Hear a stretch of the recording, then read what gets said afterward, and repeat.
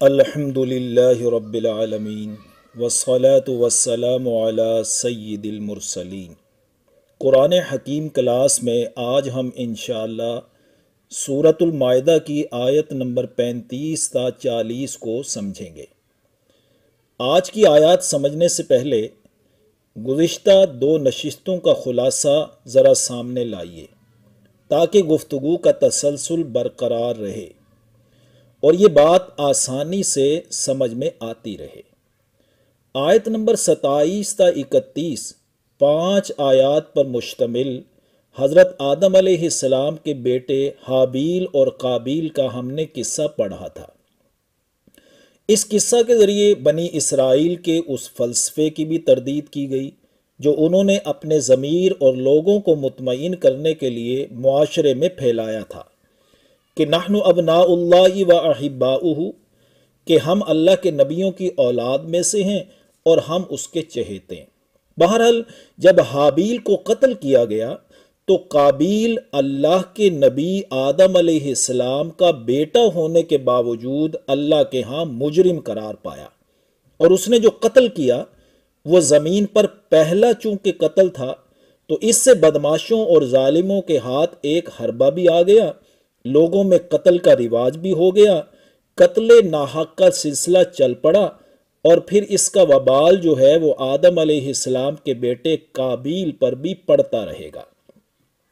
تو اللہ تعالیٰ نے اس جرم قتل ناحق کی روک تھام کے لیے اس کو اتنا بڑا جرم قرار دیا کہ کوئی کسی کو اگر ناحق قتل کرے تو گویا اس نے تمام انسانوں کو قتل کیا۔ پھر آیت نمبر 34 میں اللہ تعالیٰ نے اس گروہ کی سزا مقرر فرمائی جو گروہ مسلح ہو کر اسلامی ریاست میں قتل و خون ریزی، ڈاکہ اور راہزنی کر کے معاشرے کا امن خراب کر رہا ہو۔ جب یہاں پر اللہ کی طرف سے مقرر کردہ سزاؤں کا تذکرہ آیا تو میں نے پوری ایک نشست اس عنوان پر ریکارڈ کروائی تھی کہ دین اسلام کی طرف سے مقرر کردہ سزاؤں کی حیثیت ثانوی درجہ کی ہے۔ دین اسلام کے نظام کا جو اولین مقصد ہے وہ تو یہ ہے کہ ایک عادلانہ اور پاکیزہ معاشرہ قائم ہو جائے، کہ پھر پوری حکمت اور دانائی کے ساتھ ہر فرد کے ضمیر کو زندہ رکھنے کی کوشش کی جائے، ایسی ذہن سازی کر دی جائے کہ پھر معاشرے کا جو اجتماعی ضمیر ہے وہ جرائم کو برداشت ہی نہ کرے اور جرائم کے ارتکاب سے نفرت پیدا ہو جائے۔ اب یہ جو 3 آیات ہیں نا، اسی فلسفے کے تحت بیان کی جا رہی ہیں۔ ان آیات کے ذریعے انسانی ضمیر کو جھنجھوڑا جا رہا ہے اور جرائم سے نفرت پیدا کی جا رہی ہے۔ اس کے بعد پھر چوری کی سزا بیان کی جائے گی۔ اب دیکھیے کہ کس طرح مربیانہ انداز میں جرائم سے باز رکھنے کے لیے ذہنوں کو ہموار کیا جا رہا ہے۔ یا ایھا الذین آمنوا اتقوا اللہ، اے ایمان والو اللہ کا تقوی اختیار کرو۔ یعنی جب تقوی اور خوف خدا پیدا ہوتا ہے نا تو اللہ کے احکامات کی خلاف ورزی کرنے سے انسان بچنے لگتا ہے، جرائم سے نفرت ہونے لگتی ہے۔ پھر آگے فرمایا وَابْتَغُوا إِلَيْهِ الْوَسِيلَةَ، اور اس اللہ کا قرب تلاش کرو۔ اس عربی کے لفظ وسیلہ کا اردو میں معنی ہے قرب۔ لغت کے امام راغب رحمہ اللہ نے فرمایا کہ وسیلہ اس چیز کو کہتے ہیں جو محبت اور رغبت کے سے کسی کے ساتھ ملا دے۔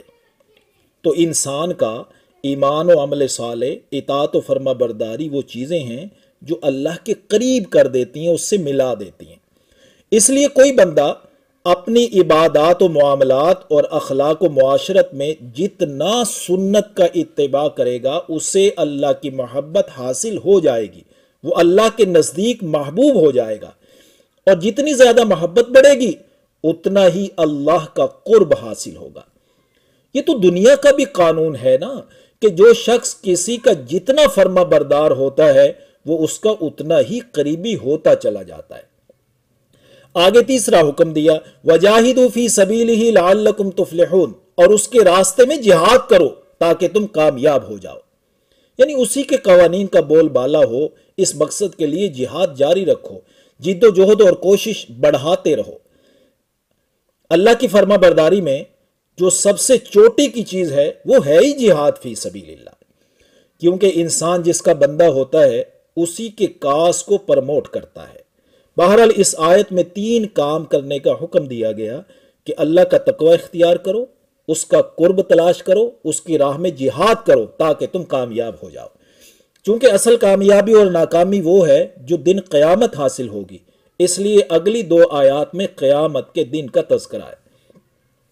ان الذین کفروا، بے شک وہ لوگ جنہوں نے کفر کیا، یعنی جن لوگوں نے دنیا کی زندگی میں ان حقائق اور تعلیمات کا انکار کر دیا جو اللہ کی کتاب اور اس کے رسول نے بیان کی ہیں، تو ایسے لوگ جب دن قیامت کٹہرے میں کھڑے ہوں گے اور ان کو سزا سنا دی جائے گی تو لو ان لہم ما فی الارض جمیعا ومثلہ معہ، اگر بالفرض ان کے پاس کل زمین کی دولت ہو اور اتنی ہی اور بھی دولت ہو، وہ یہ ساری کل جمع کر کے لیفتدوا بہ من عذاب یوم القیامہ، کہ وہ فدیے میں دے کر دن قیامت کے عذاب سے چھوٹ جائیں، ما تقبل منہم، تو وہ ان سے ہرگز قبول نہ کی جائے گی۔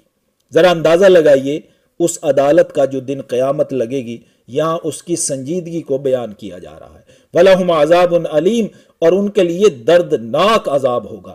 يُرِيدُونَ أَن يَخْرُجُوا مِنَ النَّارِ، چاہیں گے کہ وہ نکلیں آگ سے، وَمَا هُمْ بِخَارِجِينَ مِنْهَا، وہ اس سے نکل نہیں سکیں گے۔ وَلَهُمْ عَذَابٌ مُقِيمٌ، اور ان کے لیے دائمی عذاب ہوگا۔ اگلی آیت میں پھر ایک جرم کی سزا مقرر کی جا رہی ہے، یعنی چوری کی سزا۔ میں نے اسلامی سزاؤں کے متعلق 3 شرعی اصطلاحات کی تفصیلات بیان کی تھی۔ نمبر 1 حدود، نمبر 2 قصاص، نمبر 3 تعزیرات۔ چوری کی سزا کا تعلق حدود سے ہے۔ اگر یہ جرم پوری شرائط کے ساتھ ثابت ہو جائے تو پھر کسی حکومت یا عدالت کو معاف کرنے کا حق حاصل نہیں ہے۔ قرآن کے مضامین کا ذرا اعتدال دیکھیے، یا کہ پہلے اس گروہ کی سزا مقرر فرمائی جو مسلح ہو کر راہ زنی اور ڈاکہ زنی کر رہا ہے، پھر اس میں درمیان میں ترغیبی اور ترہیبی جملوں کے ذریعے ذہن سازی کر کے جرائم سے نفرت پیدا کی گئی، اب پھر چوری کی سزا بیان کی جا رہی ہے۔ والسارق والسارقۃ فاقطعوا ایدیہما، اور چوری کرنے والا مرد اور چوری کرنے والی عورت ہو تو ان کے ہاتھ کاٹ دو، یعنی چوری کرنے والا خواہ مرد ہو یا عورت، ان کی سزا جو اللہ نے مقرر کی ہے وہ یہ ہے کہ ہاتھ کاٹ دو۔ اس چوری کی سزا کو شرعی اصطلاح میں حد سرقہ کہتے ہیں۔ پہلے چوری کی تعریف، ڈیفینیشن سنیے جو صاحب قاموس نے بیان کی ہے، کہ کوئی شخص کسی دوسرے کا مال کسی محفوظ جگہ سے بغیر اس کی اجازت کے چھپ کر لے لے، اس کو سرقہ یعنی چوری کہتے ہیں۔ گویا اس تعریف میں چوری کے جرم کے لیے 4 شرائط مذکور ہیں۔ اگر ان شرائط میں سے ایک بھی شرط نہ پائی جائے نا، یا کسی شرط میں شبہ پیدا ہو جائے، تو یہ جو ہاتھ کاٹنے والی سزا ہے یہ نہیں دی جائے گی۔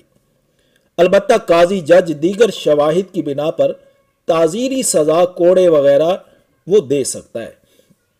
لیکن اگر ان شرائط اور شہادتوں کے ساتھ یہ جرم ثابت ہو جائے، پھر کسی عدالت کو اللہ یہ اجازت نہیں دیتے کہ وہ اس سزا کو ختم کر دیں۔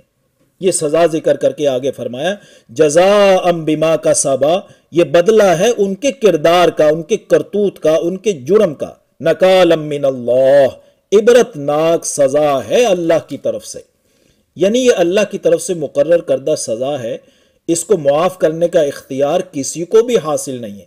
جو قاضی جج اس کی خلاف ورزی کرے گا، دن قیامت اس کی جواب دہی کرنا پڑے گی۔ پھر اگلا لفظ جو استعمال کیا نکالن، استعمال کر کے اس سزا کی حکمت بھی بیان کرتی۔ نکالن کا معنی ہے عبرت ناک سزا، جس سزا کو دیکھ کر دیگر تمام لوگوں کو عبرت حاصل ہو جائے، وہ لرز جائیں اور آئندہ کوئی اس جرم کی طرف پیش قدمی نہ کرے، اور یوں معاشرے میں لوگوں کے مال محفوظ ہو جائے۔ اس سے پہلے اس گروہ کی سزا بیان ہوئی تھی جو قتل و خون ریزی اور ڈاکہ زنی کر رہا ہے۔ اس سزا کا مقصد بھی لوگوں کی جان و مال کی حفاظت ہے، اور اگر کوئی زنا میں مبتلا ہو جائے تو اس کی بھی بڑی کڑی سزا مقرر کی ہے دین اسلام نے۔ معلوم ہوتا ہے دین اسلام ہی انسانوں کی جان و مال اور عزتوں کا رکھوالا اور محافظ ہے۔ آیت کے آخر میں فرمایا واللہ عزیز حکیم، اور اللہ غلبے والا، حکمت والا ہے۔ یعنی یہ جو تجویز کردہ سزائیں ہیں نا، یہ محض اللہ کے قوی اور زبردست ہونے کا نتیجہ نہیں ہے، بلکہ چونکہ وہ حکیم بھی ہے تو یہ سزائیں اور احکام پوری حکمت پر مبنی ہیں۔ اسی کے ذریعے جرائم پیشہ لوگ کنٹرول ہو سکیں گے اور دیگر لوگوں کی جان و مال اور عزتیں محفوظ ہو جائیں گی۔ اگلی آیت میں فرمایا فَمَن تَابَ مِن بَعْدِ ظُلْمِهِ، اور جس نے اپنے اس ظلم کے بعد توبہ کر لی، وَأَصْلَحَ، اور اپنے عمل کی اصلاح کر لی، فَإِنَّ اللَّهَ يَتُوبُ عَلَيْهِ إِنَّ اللَّهَ غَفُورٌ رَحِيمٌ، تو اللہ اس کی توبہ قبول کریں گے کیونکہ اللہ غفور الرحیم ہے۔ اس آیت کا یہ مطلب نہیں کہ چوری کا مجرم اگر توبہ کر لے تو اس کا جرم معاف کر دیا جائے اور اس کو سزا نہ دی جائے، بلکہ آیت کا مطلب یہ ہے کہ دنیا میں چوری کے جرم کی سزا دینے سے بھی گناہ معاف نہیں ہوگا، بلکہ آیت کا مطلب یہ ہے کہ اس کے لیے اللہ کے دربار میں توبہ کرنی پڑے گی اور اپنے اعمال کی اصلاح کرنی پڑے گی، اور جو توبہ کرے گا اللہ اس کی توبہ قبول کر لیں گے۔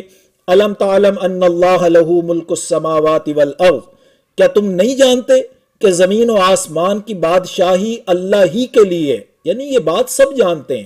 یعذب من یشاء ویغفر لمن یشاء، وہ عذاب دے گا جسے چاہے گا اور مغفرت کر دے گا جس کی چاہے گا۔